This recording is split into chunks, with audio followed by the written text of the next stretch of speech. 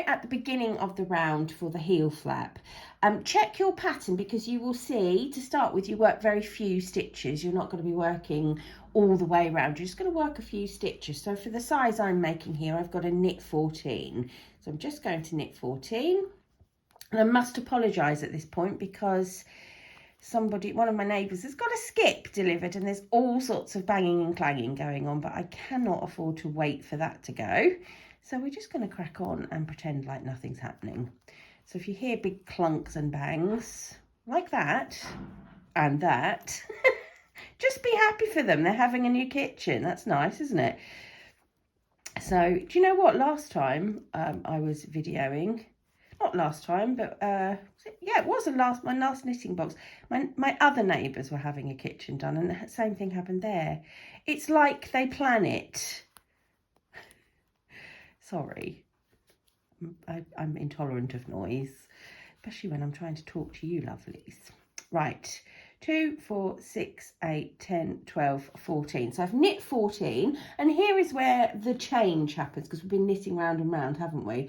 I'm going to turn my work and purl back, but I'm going to purl more than I've knit. So I've knit 14, but I'm actually going to purl 28. All right, and you'll see what happens to the stitch marker when we get to it. Okay, I'm just coming up to the stitch marker now. So that's stitch number 14. No, sorry, 13. That's stitch number 14. Okay, and here's my stitch marker, and here's the exciting part. I'm just going to remove it. Okay, we don't need that. Now we're just working on these stitches. Whoops. And I'm going to just work 14 more, so I get to 28. Whoops. Now you might get a bit of a gap in here. Don't worry, we can close that up. 16, 17. Close it up, and if it doesn't close sufficiently well, you can put a little stitch in that. Nobody's going to notice. So just work all the way across until you've got the number of stitches you need to have purled. 26, 27 and 28. Right, now I'm going to turn. We're now just going to work on those 28 stitches that we've just knit and purled.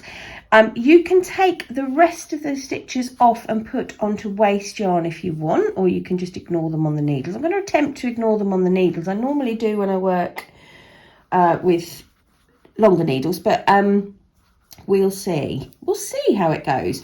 Right, so I've got this nice little neat set of, I've got 28 stitches here. You could have more if you've gone for the next size up, or if you're working the patterned heel flap. It doesn't matter, it's just the fact that we've got this set of stitches, this knit and purled set of stitches, so don't worry about my numbers so much. Okay, right, so we've got our little set, and what we're going to do now is we're going to start our pattern for the heel flap. And to start our row, we're going to slip one purlwise, and then knit one, slip one, knit one, all the way across, slip one, and it's going to create a really nice pattern on our heel flap, similar to, have I got one here? No, I haven't.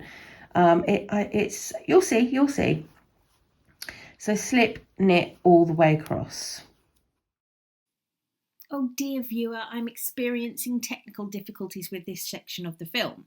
So sorry, it's got corrupted, but all I was showing you here was the completion of that first row, the slip one, knit one row. So I've gone all the way across with the slip one, knit one, then turned the work, and I'm starting on the second row of that 2-row repeat, where to start with I slip one as if to purl, and then purl the stitches all the way across the reverse row, the second part of the 2-row repeat. But we can pick the video up again now.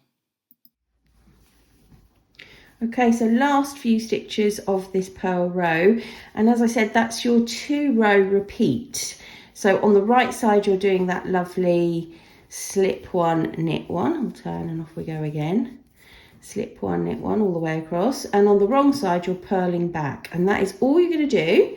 and you are going to repeat that the number of times it's written on your pattern. I'm going to do it 13 times for my size, 17 for the larger one on the stripy socks, but as I said, refer to your pattern, it is on there, and that will create the heel flap. So I'll go off and do that. We'll look at what it looks like at the end. Ta-da! There it is.